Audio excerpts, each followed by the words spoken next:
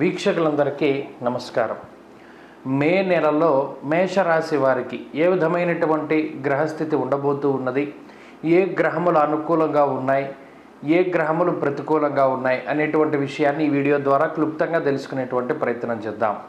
ముఖ్యంగా మే నెలలో ఉన్నటువంటి గ్రహస్థితిని గనక గమనిస్తే కుజగ్రహం, బుధగ్రహం, అలాగే రాహుగ్రహం, ఈ మూడు గ్రహాలు కూడా 12వ స్థానమందు అనగా మీనరాశి యందు సంచారం చేస్తున్నారు. అలాగే శుక్రుడు ప్రత్యేకించి మేషరాశి యందే ఈ నెలలో సంచారం చేస్తారు. అలాగే గురువు ఈ నెల 1వ తారీఖు మే నెల 1వ తారీఖు నుండి వృషభ రాశిలో సంక్రమణానికి ఆయన ముందుకు వెళతారు.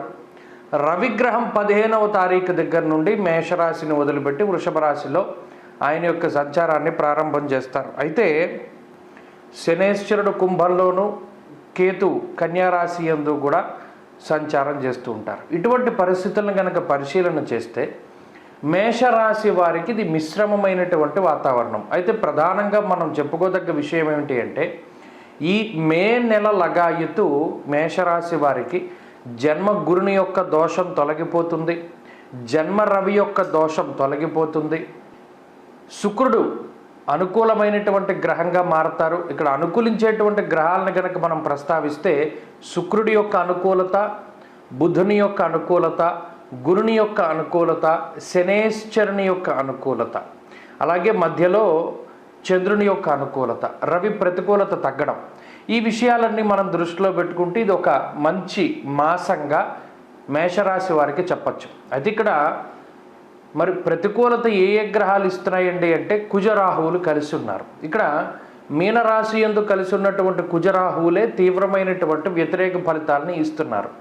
అందువల్లనే మిశ్రమ వాతావరణం అన్నాం, లేకపోతే అసలు మేషానికి చాలా బాగుంది మే నెలలో. ఈ కుజరాహువులు 12వ స్థానంలో కలిసి ఉండడం అనేటువంటిదే ఒక సమస్య. జూన్ 1వ తారీఖు వరకు కూడా కుజుడు రాహువు కలిసి 12వ స్థానంలో ఉంటారు ఈ నెలంతా కూడాను. అయితే ఈ మాసంలో ప్రత్యేకించి మేషరాశి వారు ఆచరించవలసినటువంటి నియమాలు ఏంటి, ఆర్థిక పరిస్థితులు ఎలా ఉంటాయి, ఉద్యోగ పరిస్థితులు ఎలా ఉంటాయి అనేటువంటి విషయాన్ని చూస్తే గురుని యొక్క మార్పు ద్వారా, శుక్రుని యొక్క మార్పు, బుధుని యొక్క మార్పు ద్వారా ఆర్థిక పరిస్థితులు చాలా మెరుగవుతూ ఉంటాయి.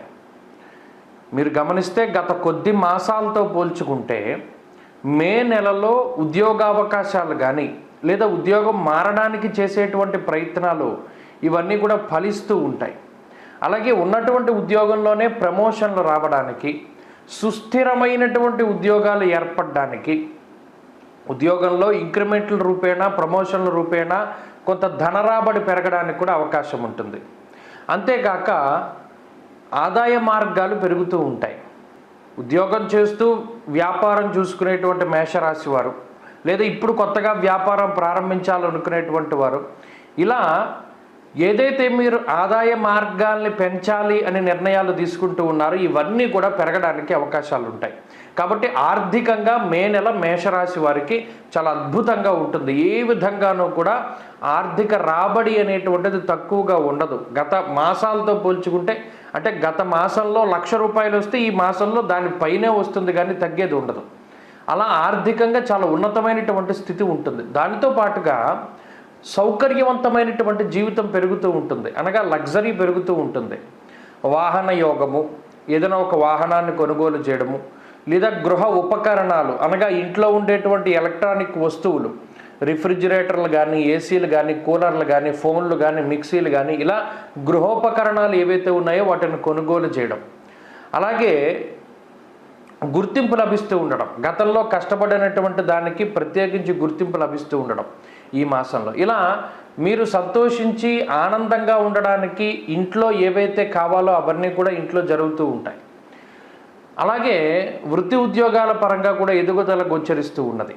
ప్రత్యేకించి వ్యాపారంలో ఉన్నటువంటి పరిస్థితులను కనుక పరిశీలన చేస్తే వ్యాపార లాభానికి అవకాశం ఉంటుంది, వ్యాపార విస్తరణకి, కొత్త వ్యాపారాలు ప్రారంభించడానికి, ఇలా అన్నిటికీ కూడా అనగా ఆర్థికంగా అసలు మే నెలలో మేషరాశి వారు ఇబ్బంది పడవలసిన పరిస్థితులు ఏముండవు.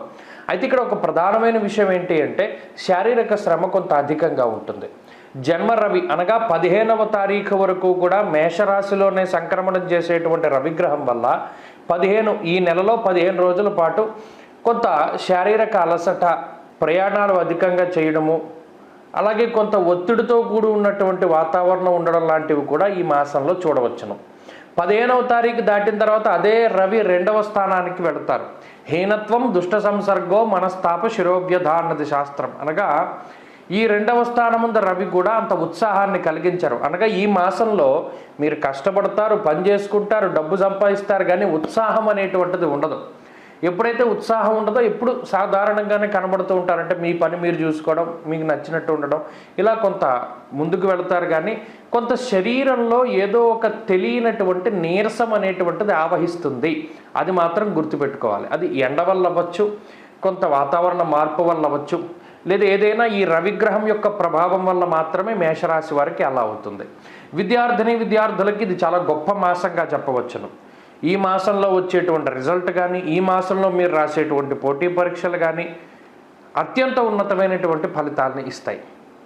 అయితే ఇక్కడ కుజరాహువులు 12వ స్థానంలో ఉండడం వల్ల కూడా ఒక చోట నిలకడగా ఉండకపోవడం, ప్రయాణాలు చేయవలసి రావడం, దానివల్ల శరీరం అలసిపోతూ ఉండడం, రాత్రిపూట నిద్రపోకపోతూ ఉండడం ఇత్యాది విషయాలన్నీ కూడా మేషరాశి వారిలో చూడొచ్చు.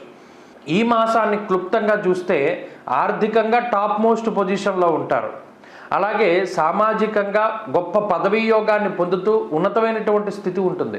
ఉద్యోగంలో కానీ వ్యాపారంలో కానీ అత్యద్భుతమైనటువంటి స్థితి ఉంటుంది. మరి ఈ మాసంలో దేని పట్ల జాగ్రత్తగా ఉండాలి అంటే కొంత ఖర్చు. ఆ ఖర్చు కూడా ఇందాక మనం చెప్పుకున్నట్టు గృహోపకరణాలకో, లేకపోతే ఇంట్లో ఉండే వస్తువులకో, కొత్త వస్తువులు కొనుక్కోవడానికో, ఇలా ఎలక్ట్రానిక్ వస్తువులకో దేనికో ఖర్చు అవుతూ ఉంటుంది. ఆ ఖర్చులు ఒకటి ఎక్కువగా ఉంటాయి. రెండోది ఆరోగ్యం. ఇక్కడ రాశిలో రవి 12వ ఇంట్లో కుజరాహువులు ఉండడం వల్ల ఎండదెబ్బ తగలడానికి అవకాశం ఉంటుంది. చాలా జాగ్రత్తగా ఉండాలి. అలాగే స్కిన్ ప్రాబ్లమ్స్, అలాగే ఈ వాతావరణంలో వచ్చేటువంటి మార్పుల ద్వారా ఎక్కువ ప్రభావితమయ్యేటువంటి పరిస్థితి, కొంత నిరుత్సాహము, నీరసము అనేటువంటి ఈ మాసంలో ఎక్కువగా ఉంటాయి. వాటికి ప్రత్యేకించి పరిహారాలు చేసుకోవడం. అనగా ఈ మాసం మొత్తము కూడా మీరు పొద్దున్నే లేచి స్నానం చేసిన వెంటనే ఆదిత్య హృదయ స్తోత్ర పారాయణ చేస్తూ ఉండాలి. అలాగే మంగళవారాలు నియమంగా ఉంటూ కుజరాహువులు కలిపి 12వ ఇంట్లో ఉన్నారు కాబట్టి మంగళవారం లేదా ఈ మాసంలో వచ్చేటువంటి షష్ఠి తిథుల రోజున సర్పసూక్తంతో సుబ్రహ్మణ్యేశ్వర స్వామికి అభిషేకాదులు జరిపించుకుంటూ ఉండాలి. ప్రత్యేకించి సుబ్రహ్మణ్యారాధన, అలాగే సూర్యారాధన ఈ మేషరాశి వారికి చాలా గొప్పగా ఉపయోగపడుతుంది ఈ మాసం మొత్తము కూడాను. కాబట్టి అవి రెండూ కూడా చేసుకోగలిగితే ఈ గ్రహస్థితి వల్ల అన్ని గ్రహాలు దాదాపుగా 4-5 గ్రహాలు బాగున్నాయి. బాగోలేనటువంటి ఈ రాహువు, కుజుడు, రవి, ఈ 3 గ్రహాలకి రవి కోసమైతే ప్రత్యేకించి ఉదయం లేవగానే ఆదిత్య హృదయ పారాయణం, కుజరాహువుల కోసం సర్పసూక్తంతో సుబ్రహ్మణ్యేశ్వర స్వామికి అభిషేకం, అవి చేస్తే సరిపోతుంది.